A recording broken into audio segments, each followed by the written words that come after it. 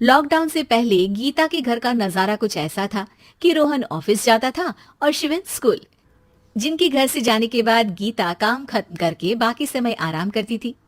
लेकिन लॉकडाउन के बाद ऑफिस और स्कूल घर में ही खुल गए और इससे गीता का हाल वो तो आपको देखने में ही मजा आएगा।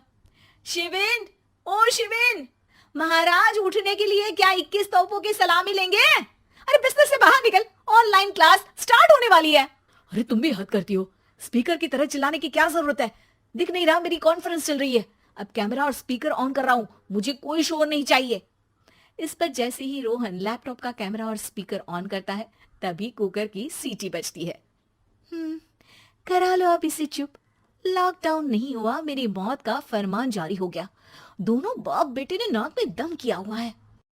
ऐसा बोलकर गीता वहां से शिविन के कमरे में पहुंच जाती है, जहां शिविन अभी भी सो रहा होता है। ओ आलसी, अब अगर 5 मिनट में नहीं उठाना तो आज तेरा गेम और यूट्यूब कैंसिल। माँ की बात सुनकर शिविन बिना 1 मिनट गंवाए उठ खड़ा होता है। उठ गया, अभी नहाकर भी आता हूँ। ये नाटक कहीं और, मुंह पर गीला कपड़ा मार और पढ़ने बैठ। शिविन की ऑनलाइन क्लास स्टार्ट हो जाती है, जिस पर गीता उसे वहां बिठाकर रसोई में चली जाती है। थोड़ी देर में उसे कमरे से कुछ आवाज सुनाई देती है, जिसे सुनकर वो कमरे में वापस आती है। हाय राम, तुझे क्लास अटेंड करने के लिए बोला था, कैमरा ऑफ करके बिस्तर पर नाचने के लिए नहीं बोला था। मम्मी मुझे कुछ समझ नहीं आ रहा, आप बाद में पढ़ा देना ना। वैसे भी अटेंडेंस तो लगी गई है। हाँ हाँ बेटा, जरूर बन जा। तू अभी से हम सबका बाप बन जा।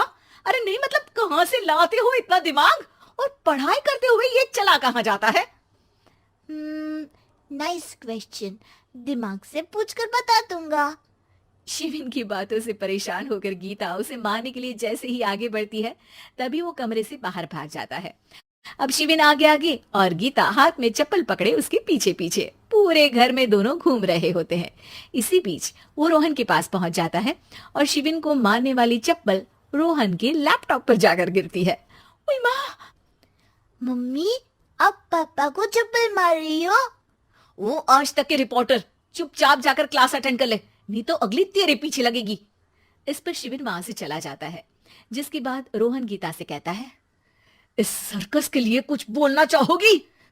अरे क्या करूं, जब से तुम दोनों घर में रहने लगे हो घर अपने आप ही सर्कस बन गया है और मैं तुम्हारी नौकर। कभी बेटी को संभालो तो कभी बाप के नखरे उठाओ। इन्हीं सब उथल पुथल में दिन बीतते रहते हैं, जिसमें हर रोज घर के अंदर कुछ नया सियप्पा खड़ा मिलता है, जो ज्यादातर शिविन और रोहन की ऑनलाइन स्कूल और ऑफिस से रिलेटेड ही होता है। एक सुबह, शिविन चल उठ, आज की क्लास जल्दी है। कैमरा ऑफ करके आप अटेंड कर लो। अरे ऐसे छित्तर पड़ेंगे दादी नानी सब एक साथ याद आ जाएंगी। गीता की लाख मशक्कतों के बाद क्लास तो खत्म हो जाती है, लेकिन उसके बाद शिविन फोन इस्तेमाल करते हुए इंस्टाग्राम रील बनाने लगता है। रसोड़े में कौन था? तुम थी, मैं थी, कौन था? कौन था? हाँ, मैं गरीब हूँ, मैं गरीब हूँ। अरे ओ गरीब के बेटे, आजा मैं बनाती हूँ तुझे गरीब। मैं बताती हूँ रसोड़े में कौन था। पढ़ाई करने बोलो तो इनकी माँ मर जाती है और ये पागलपंतियां जितनी मर्जी करा लो। गीता शिविन को डांट रही होती है, तभी रोहन बीच में बोल पड़ता है। अरे बच्चा ही तो है, इतना गुस्सा क्यों कर रही हो? बेटे का साथ देने की इसी एक कोशिश में अब शिविन के साथ साथ रोहन भी गीता के गुस्से की सूली पर चढ़ जाता है। अगर बेटे पर इतना ही प्यार आ रहा है तो इसे क्लास अटेंड क्यों नहीं कराते, इसका होमवर्क क्यों नहीं कराते?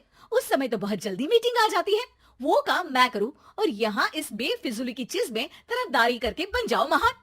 हे भगवान, कोई तो इनके ऑफिस और स्कूल खुलवाओ, मैं इन्हें और घर में नहीं सह सकती। अरे कुछ और मांग लेती, क्योंकि तुम्हारी ये विश इस साल तो पूरी होने से रही, कोरोना। हाय नास बेटे ने जिंदगी ही बर्बाद कर दी। खाए कोई पचाए कोई, कल मुझे चुन चुन कर सबको मेरी बद्दुआ लगेगी। उन्होंने दुनिया का और इन बाप बेटे दोनों ने मेरा जीना मुश्किल कर दिया। गीता वहां से चली जाती है, जिसके बाद रोहन शिविन से कहता है, अरे तुम्हारी मम्मी इतनी भड़की हुई क्यों है? आपकी वजह से पूरा समय घर में रहते हो और उस पर कोई काम कराने की जगह बस ऑर्डर देते रहते हो। अच्छा बेटे, सारा इल्जाम मुझ पर, पूरा दिन तो वो तुम पर ही चिल्लाती है। हाँ, मतलब दोनों का 50-50 है, कुछ करना पड़ेगा।